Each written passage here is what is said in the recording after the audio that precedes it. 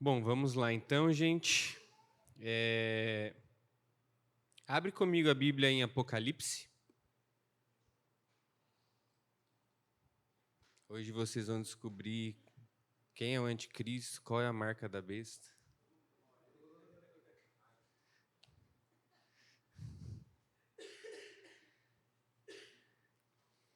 Apocalipse capítulo 1, versículo 1.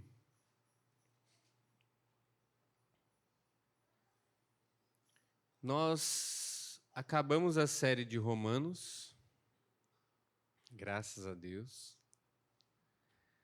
Acredito que mais um tempo e nós vamos finalizar Gálatas. Vocês que frequentam o culto das 8 estavam vendo Gálatas com o Ângelo, mas por um monte de viagens dele e coisas assim, a série deu uma parada, mas ela vai chegar no final também, isso será retomado. E nós estamos dando início a não hoje, a Carol já falou um pouco, o que o Arlindo falou semana passada tem muito a ver também. Nós estamos dando início a uma série de mensagens sobre o Evangelho e a vida comum, sobre como o Evangelho afeta o nosso dia a dia. Então, eu acho que o que eu vou falar hoje não está tão conectado, mas há 2 semanas atrás, eu acho, eu estava no Ministério ao Senhor na segunda-feira à noite. Foi 2 semanas? 2 semanas atrás. E a gente estava ministrando ao Senhor aqui. E eu senti de ler Apocalipse 1 com os irmãos, para falar de quem eles são e mostrar o porquê que nós estávamos fazendo o que estávamos fazendo, engajar o ambiente. E isso que eu quero compartilhar com vocês me pegou assim na segunda-feira, naquele Ministério ao Senhor. E eu acho que pode ser uma palavra de Deus para toda a nossa congregação. Não é nada extraordinário, não é nada muito profundo, mas são verdades, eu acho que inegociáveis, verdades de Deus inegociáveis para a nossa vida e para o nosso funcionamento aqui, enquanto Jesus não volta. Até para quando depois que ele voltar. Mas como nós devemos viver aqui. Então, Apocalipse capítulo 1, versículo 1, fica a deixa. O que eu estou falando com vocês, eu recebi numa segunda-feira à noite, junto com os irmãos aqui, ministrando ao Senhor. Se você não vem nesse tempo de ministério ao Senhor, venha. Venha porque Deus fala, Deus está falando, Deus está comunicando. Deus tem feito algo novo, algo fresco no nosso meio. E é muito precioso o que nós temos recebido. Apocalipse capítulo 1, versículo 1, diz o seguinte: revelação de Jesus Cristo, que Deus lhe deu para mostrar aos seus servos o que em breve há de acontecer. Ele enviou seu anjo para torná-la conhecida ao seu servo João, que dá testemunho de tudo o que viu, isto é, a palavra de Deus e o testemunho de Jesus Cristo. Feliz aquele que lê as palavras dessa profecia, e felizes aqueles que ouvem e guardam o que nela está escrito, porque o tempo está próximo.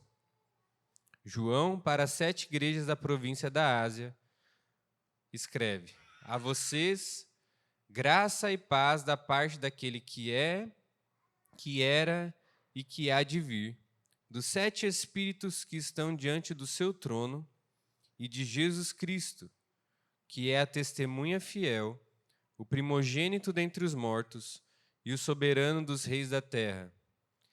Ele que nos ama e nos libertou dos nossos pecados por meio do seu sangue, e nos constituiu reino e sacerdotes para servir a seu Deus e Pai. A ele sejam glória e poder para todos sempre. Amém. Eis que ele vem com as nuvens, e todo olho verá, até mesmo aqueles que o traspassaram, e todos os povos da terra se lamentarão por causa dele. Assim será. Amém. Essa é a introdução do livro de Apocalipse. Eu não sei se vocês já viram sobre isso. Eu não quero falar sobre todos esses versículos que eu li para vocês, mas eu queria ler ela inteira, para vocês terem o contexto no qual está sendo falado.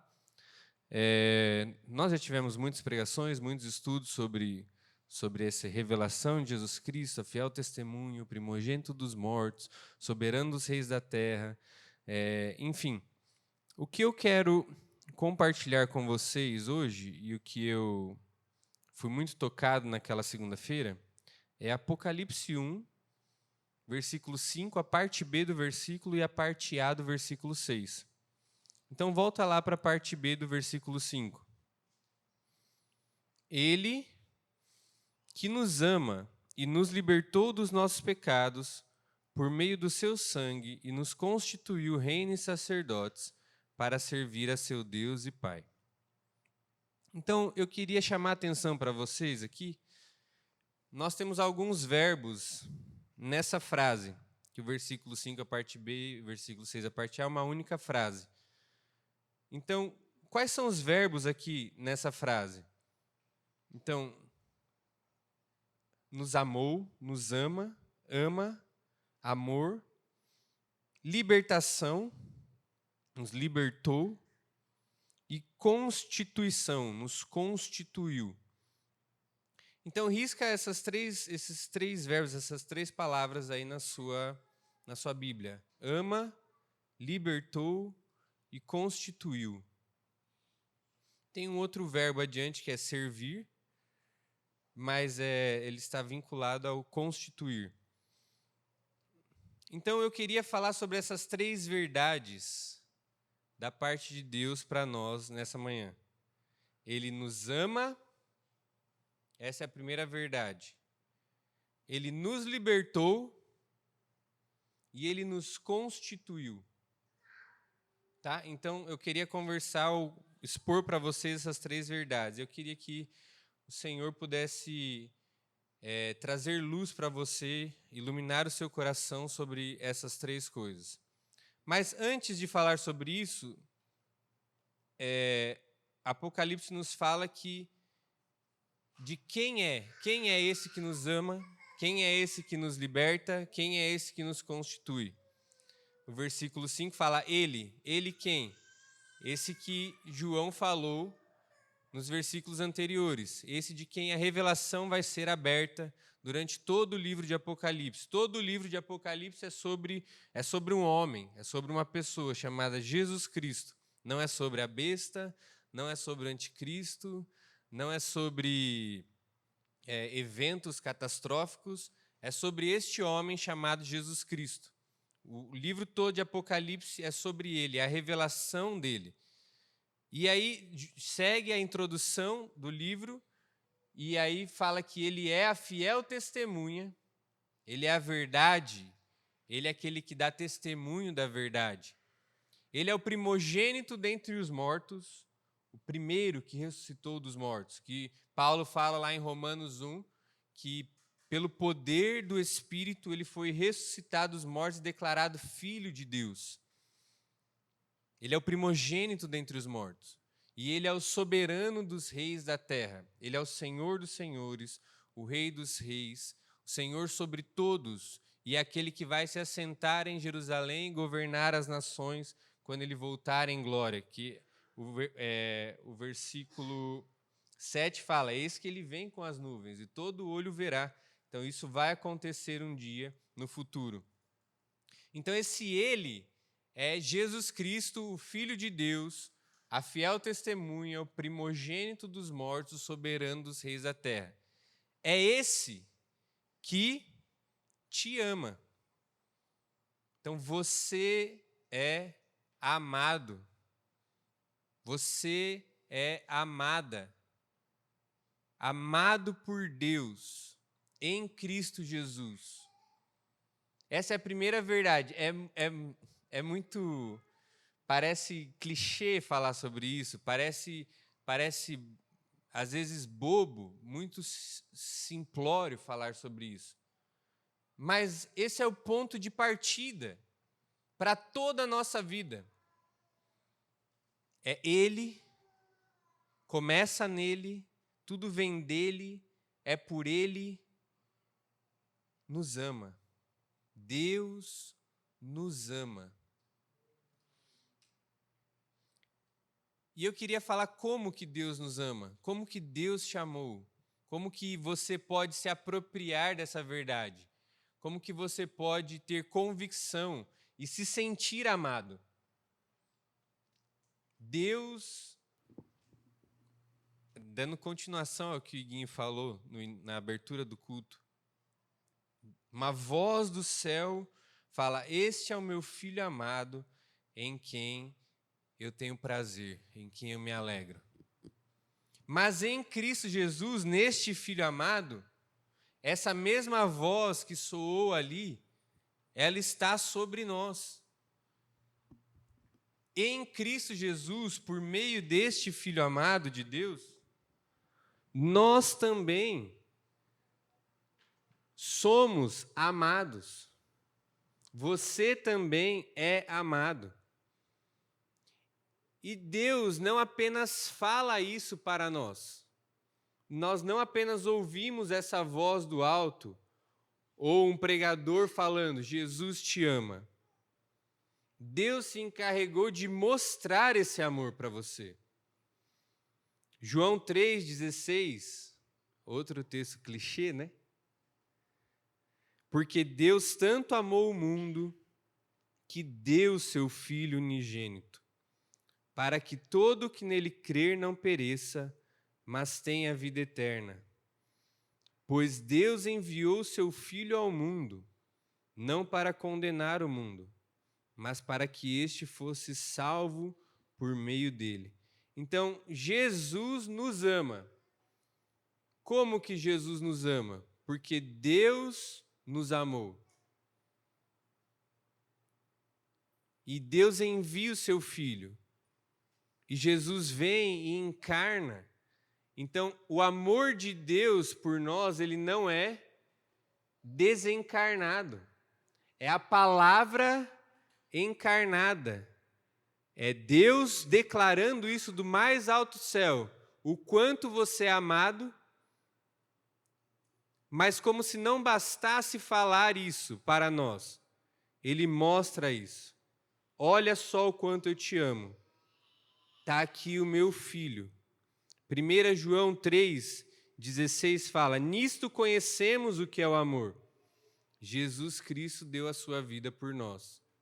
Então, Deus não apenas dá o seu Filho, envia o seu Filho por amor a nós, mas o Filho, por amar o Pai e por nos amar, ele se entrega. Jesus e Deus, eles não apenas falam que nos amam. Muitas vezes nós não sentimos amados por outros, porque tem aquele amor da boca para fora, né?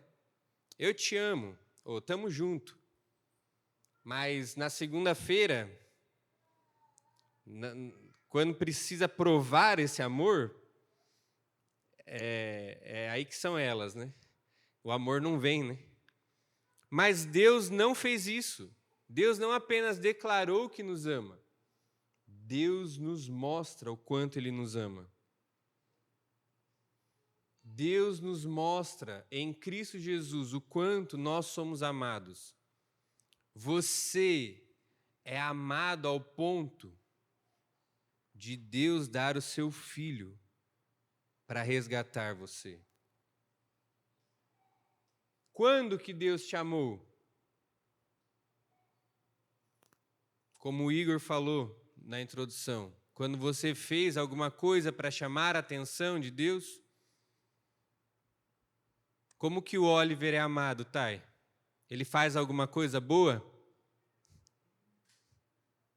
Ele só faz cocô na fralda, né? Como que os nossos filhos são amados? Eles não fazem nada. Mas o pior não é isso, nós não éramos filhos. Quando Deus nos amou? Deus nos amou quando nós éramos inimigos. Não é simplesmente que nós não estávamos fazendo nada. Nós estávamos fazendo. Nós estávamos nos rebelando, nos opondo. Nós estávamos despertando a ira desse Deus. Nesse momento, Deus nos amou. Nesse momento, Deus olha. Eu te amo, cara. Eu te amo. E eu te amo tanto que eu vou dar um jeito nessa situação. Olha só, você está morto. Sim, é nesse momento que Ele olha para nós, quando nós éramos inimigos, quando nós estávamos nos rebelando, quando nós estávamos mortos em nossos pecados. Ele, por sua rica misericórdia, com muito amor que nos amou, nos deu vida, nos vivificou. Não apenas nos deu vida, mas transformou a nossa situação de merecedores da ira para filhos amados. Você é amado por Deus. Eu sou amado por Deus. E nada pode mudar isso. Há 2000 anos atrás, um homem foi pendurado na cruz. E não tem historiador, não tem ateu, não tem pessoa que pode mudar esse fato de que Jesus Cristo de Nazaré morreu na cruz do Calvário. E lá estava a maior demonstração do amor, ou a essência, a revelação do que é o amor. Ali, pendurado na cruz, o Filho de Deus nos amando, dando a sua vida por amor de nós. O que eu preciso fazer, então, para sentir esse amor? Porque a questão é que isso é um fato que nós não podemos negar. Quem nega a realidade disso é maluco, mas nem o principal dos ateus nega a morte de Jesus na cruz. Então, não tem como negar isso, não tem como desfazer isso. Mas acontece que na segunda-feira, na terça-feira, quando nós estamos em casa, no trabalho, cuidando das crianças, na faculdade, ou na relação com os irmãos, nós muitas vezes não nos sentimos amados. Como que o que nós podemos fazer para receber esse amor, para sentir esse amor? Porque o fato é, nós somos amados, mas existe muitas vezes algo que impede de nos sentirmos amados. E eu queria ter uma resposta diferente para essa pergunta. Mas a Bíblia diz que a resposta é crer. Nós precisamos apenas de fé para isso. Muitas vezes nós não estamos nos sentindo amados, porque nós não estamos crendo em Deus. Porque nós estamos procurando a aceitação e aprovação dos outros. O amor de Deus em Cristo Jesus, na cruz do Calvário, ele acaba com toda a rejeição.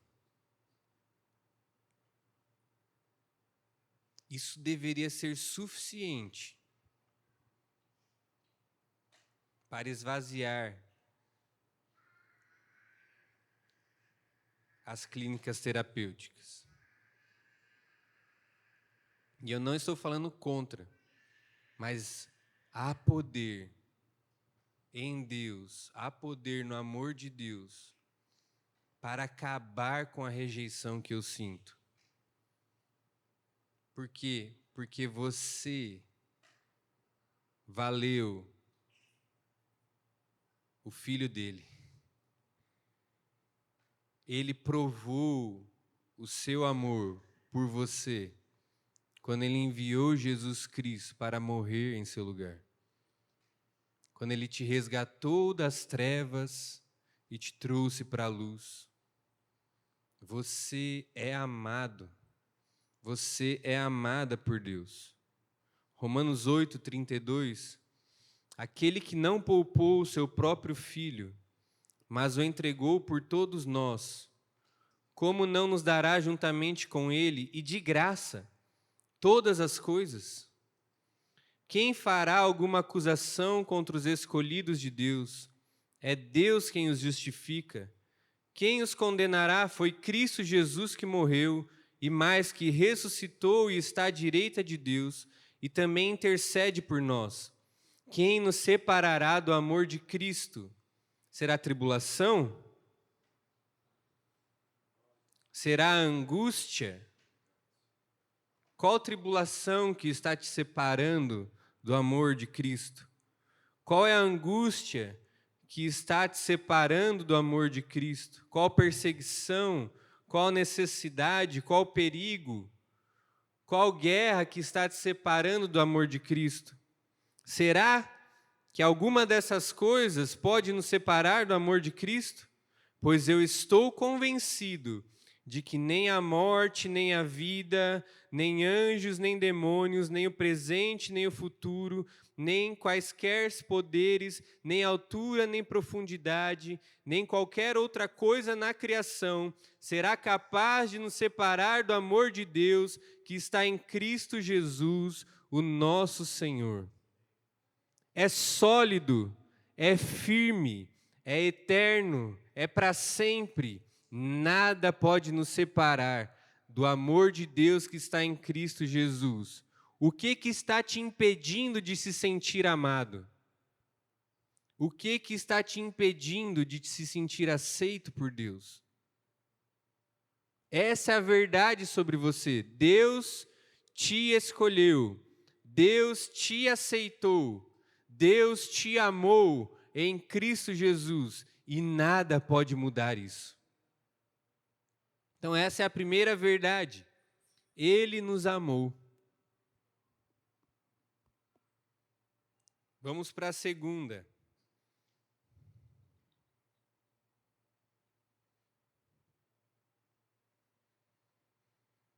E nos libertou dos nossos pecados por meio do seu sangue.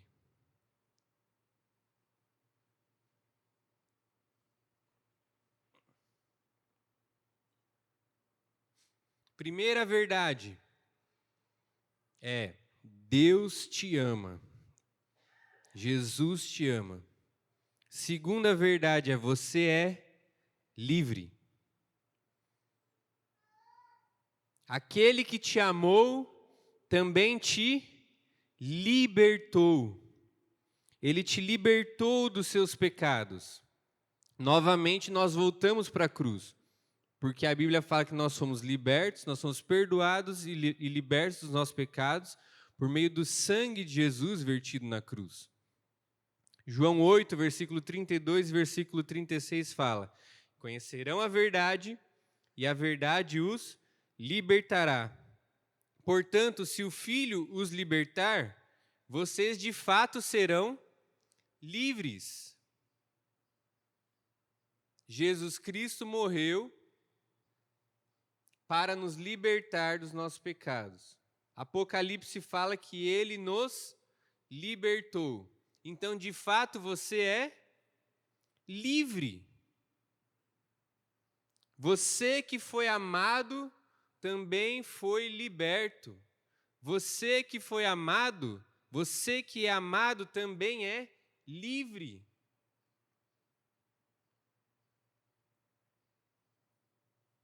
Em Cristo Jesus não há mais condenação. O que tem te prendido? O que tem te aprisionado? Você é livre, você foi liberto dos seus pecados.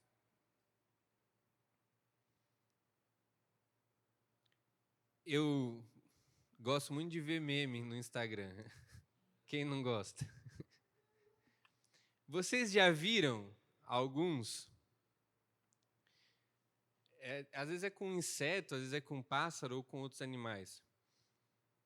Chega uma pessoa, pensa nisso, tem um passarinho preso numa gaiola, abandonado. E chega uma pessoa e numa ação salvadora, ele pega e liberta esse passarinho. E aí ele está achando que está fazendo uma bela de uma ação e solta o passarinho pela janela. E aí vem um gavião, uma águia e come o passarinho. Já viram isso? E tem outros, assim, tem aquele outro da ovelhinha, né? Que ela é resgatada do buraco, você solta a ovelha e ela cai na outra. Então, quando nós falamos sobre liberdade, muitas vezes nós pensamos que, beleza, agora eu sou livre para fazer o que eu bem entendo. E essa liberdade para fazer o que nós bem queremos é exatamente esse meme. Se Jesus tivesse te libertado dos seus pecados e deixado você entregue a você mesmo, o que ia acontecer?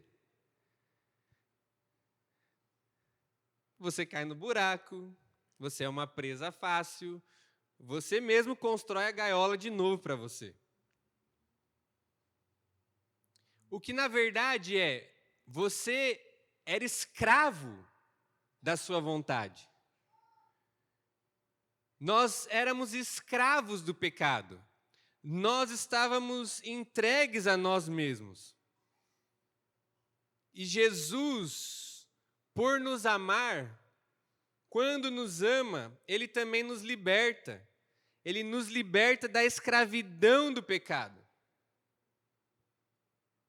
Ele te libertou da escravidão do pecado. Você não é mais escravo da sua vontade. Hoje você é livre para amar a Deus. Hoje você é livre para servir a Deus. Hoje você é livre.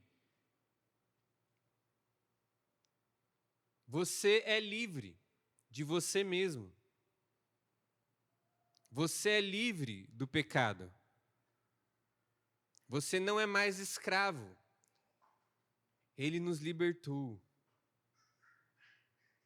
Aquele mesmo amor demonstrado na cruz do Calvário, por meio daquele sangue que estava sendo vertido ali, estava nos libertando dos nossos pecados.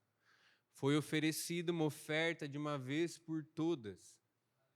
O escrito de dívida contra você foi rasgado. Não há mais condenação. Você é livre. Você foi tirado da escravidão. E essa libertação envolve, como nós estamos falando de libertação, de sair da escravidão, ela envolve o sangue de Jesus. Ele nos comprou. Envolve um pagamento. A dívida foi paga, alguém pagou, não fui eu. Eu recebi de graça. Mas alguém pagou, era Jesus Cristo, pagando a nossa dívida na cruz do Calvário. Mas quando Ele paga a dívida, você agora pertence a Ele. Essa liberdade não é liberdade para você estar entregue a você mesmo, mas é uma liberdade de alguém que foi incluído numa família. O meu filho, ele é livre. Existe o modus operandi da casa, mas o meu filho é livre. Ele não é meu escravo, ele é meu filho. Existe uma maneira de viver, porque você agora pertence a alguém, pertence a uma família, mas é em liberdade. Ele te tirou de uma cela, de uma masmorra, de uma gaiola e te deu um quarto. Agora você não precisa mais ficar comendo aquelas gororobas numa cela fria e solitária. agora você tem um lugar à mesa. Você não foi comprado para agora ser escravo desse Senhor, num sentido de que ele vai te oprimir. Mas você foi comprado e ele escreve agora que você é filho. Você entrou para a família. Você tem a liberdade de um filho. Você é amado. Você é filho amado. Deus te ama e ele te libertou. E ele te deu um lugar na mesa, na família. Então você não foi rejeitado. Você não é rejeitado, você é aceito por Deus e amado por Deus. E você não é mais escravo. Você não está mais sozinho no mundo. Agora você é livre, filho de Deus, pertencente a uma família. E a última verdade de Apocalipse 1, versículos 5 e 6, ele nos ama e nos libertou dos nossos pecados por meio do seu sangue e nos constituiu reino e sacerdotes para servir a seu Deus e Pai. Então, você foi amado, você foi libertado, mas não apenas isso. Você também foi chamado. Você também agora tem um propósito. Aquele que te amou, que te libertou, você não é um herdeiro, um filho, para ficar jogando videogame na casa do pai até 50 anos de idade. Você tem um propósito. Você foi chamado por Deus, constituído. Cadê? Reino e sacerdotes. Isso me lembra de Êxodo 19, quando Deus ama a nação de Israel, liberta ela do Egito e leva a nação ali para aquele monte para encontrar com ele e fala: vocês são para mim uma nação sacerdotal, um povo de propriedade exclusiva, o meu tesouro pessoal. O que Apocalipse está falando aqui é que ele está fazendo isso conosco. Ele não fez isso apenas com Israel. Ele fez isso comigo e com você. Você foi amado. Você foi libertado. E agora você tem um propósito. Você foi constituído reino e sacerdote. Você tem uma missão. Você tem um chamado. Gente, e isso para mim está falando demais comigo, essa frase, esses 2 versículos. Efésios 4,17 fala: assim eu lhes digo, e no Senhor insisto, que não vivam mais como os gentios, que vivem na inutilidade dos seus pensamentos.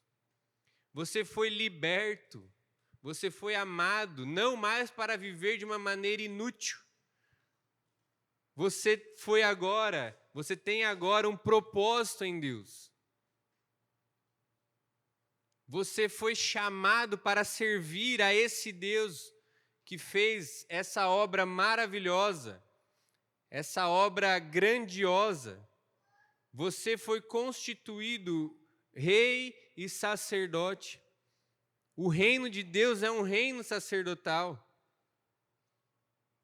Nós temos um grande sumo sacerdote. Nós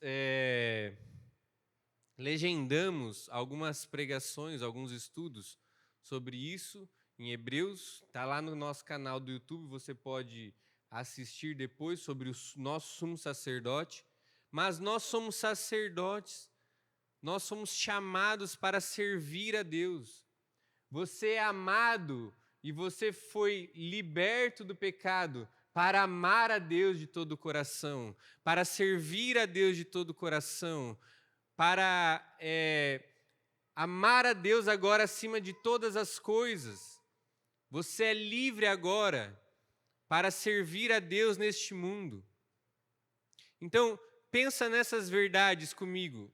Pensa na sua segunda-feira, quando você tem revelação e você tem esse sentimento, e não apenas sentimento, essa convicção de que você é amado, de que você é livre e de que você tem uma missão em Deus.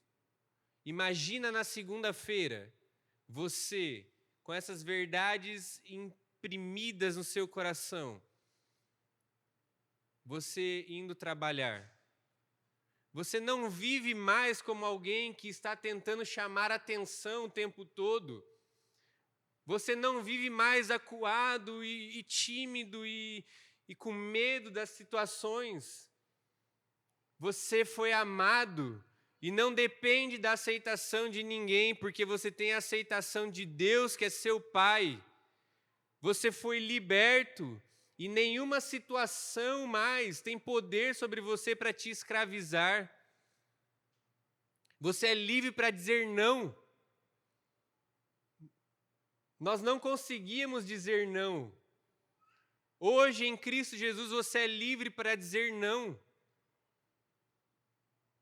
E mais do que isso, aquele que foi amado, que foi perdoado, que foi liberto, ele agora está vivendo como alguém que ama, como alguém que tem uma missão para libertar mais pessoas dessa escravidão, como alguém que está servindo a Deus e obedecendo aquilo que o Arlindo falou na semana passada para a gente: ide e fazei discípulos. Nossa missão enquanto Jesus não volta é ide e fazei discípulos.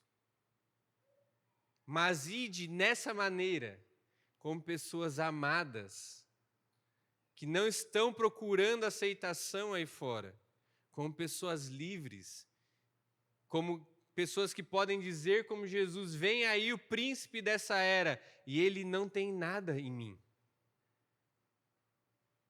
E então pregar o evangelho e fazer discípulos, a partir dessa realidade que você tem experimentado e vivido. Você é amado por Deus, você foi liberto dos seus pecados, e você tem um propósito agora. Não é maravilhoso isso, gente? É algo muito básico, é algo muito simples, mas que nós precisamos enxergar e nos agarrar a isso com mais força e com mais paixão. Eu queria fazer um apelo. Se você... Então, nós temos 3 verdades, e eu queria saber se você tem se sentido rejeitado, se você tem esse sentimento de rejeição, se você não se sente amado, não pertencente. Eu queria que você viesse aqui na frente, para a gente orar por você, e pedir para que essa revelação venha sobre nós, de que Jesus e Deus nos amou. Se você tem lutado contra o pecado e sentido escravo dele, tem algum pecado que você não tem conseguido vencer, não se sente livre, se alguma circunstância ou situação da vida tem te aprisionado, eu queria que você viesse aqui para a gente orar também por você. E se você tem se sentido inútil, se você tem sentido que a sua vida não tem propósitos, qual é o seu chamado, para que eu nasci, e você não tem encontrado isso, eu queria que você viesse aqui para orarmos por você também.